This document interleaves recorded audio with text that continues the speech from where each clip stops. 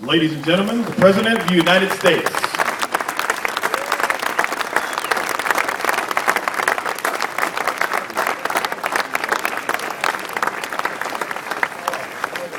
Thank you. Well, everybody please be seated. Welcome to the White House, and congratulations on winning the Commander-in-Chief Trophy.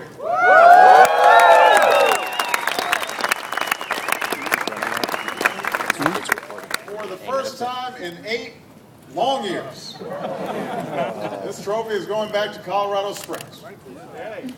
Today we're honored to be joined by the Superintendent of the Air Force Academy, Lieutenant General Michael Gould, and the Air Force Chief of Staff, General Norton Schwartz. Thank you both for being here. Very much appreciate it. Most of all, though, I want to congratulate the cadets who are standing behind me.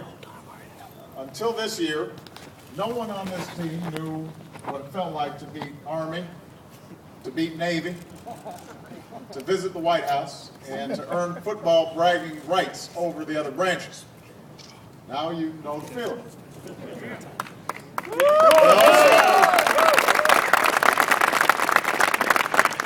They also know what it feels like not just to be a good service academy team, but to be a good team, period. Put up 350 rushing yards against Oklahoma. Finished 9-4 after what Coach Calhoun called the toughest schedule the Service Academy ever played. And to cap it all off, to win in a bowl game against Georgia Tech.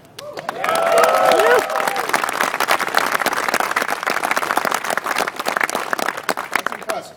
Georgia Tech has 3 times as many students. Of course, I hear the victory that was sweetest of all was finally beating that Navy team. I'm told that as soon as the final whistle blew, the loudspeakers started blasting Etta James singing "At Last."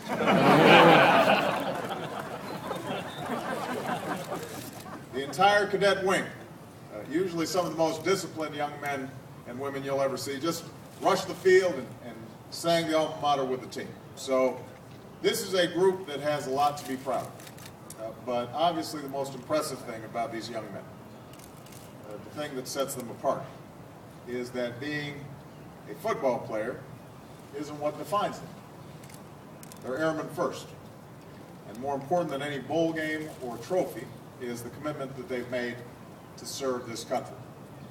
That's why last summer, when almost every other Division I team was working out and running through drills together, these players were scattered around the world learning the skills they needed long after they take off their jerseys and hang up their helmets. Quarterback Tim Jefferson was at Dover Air Force Base in Delaware, learning about C-17s. Tight end Josh Freeman was stationed in Japan. Cornerback Reggie Rembert was getting up every morning at 3 a.m. to take summer classes, command a squadron of 127 freshman cadets, and spend whatever time he had left organizing 7-on-7 practices for players that were still in town. And sometimes being away from their teammates meant that players had to come up with some creative ways to get in shape. Quarterbacks had to find people to throw to. Receivers had to find people to throw to them. The conditions weren't always ideal, but as Coach Calhoun, former Falcon himself, said, the good ones will find a way. This team found a way. And now that the season's over, these seniors will have to adjust to a very different life as they become part of the finest military that the world has ever known. It won't always be easy. I've heard linemen like Tyler Shonchek had to drop 40 or 50 pounds in order to fit in an ejection seat for pilot training this summer. Where is this guy? That's a big guy.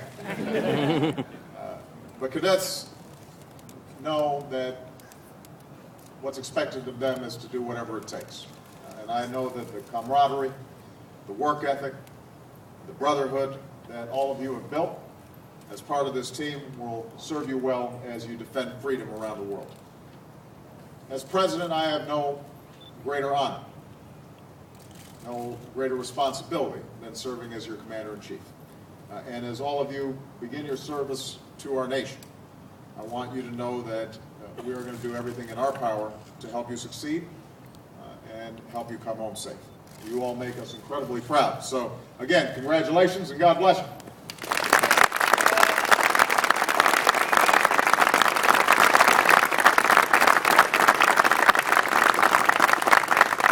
Thank you again, Mr. President, for everybody in attendance here today. And, you know, undoubtedly, these are absolutely remarkable young people. And with the accolades the President covered there on the field, quite impressive. And yet their greatest achievements, their greatest deeds, their greatest quality of work will begin 37 days from now when these young men graduate from the United States Air Force Academy and have an opportunity to be a part of the finest team there is, and that is to lead, to be an officer for the United States of America.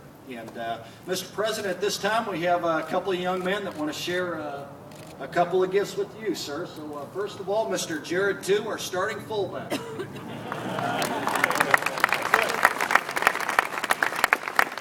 Mr. President, we'd like to present you with an official Air Force football with your name on it and the scores of both the Army and Navy game.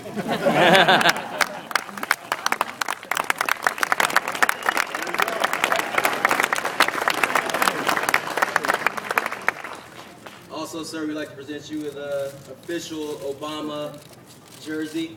We were going to go with number 1 because there's no number 1 on the Air Force Falcon football team because there is only one in our hearts, and that's the Air Force One. Also, we were going to go with 44, but Navy did that last year, so we don't. So we wanted to be a little bit more personal, so we gave Mr. President, we gave him number 23 because he's actually worn this and played the sport in this number. My own number, before Michael Jordan, by the way.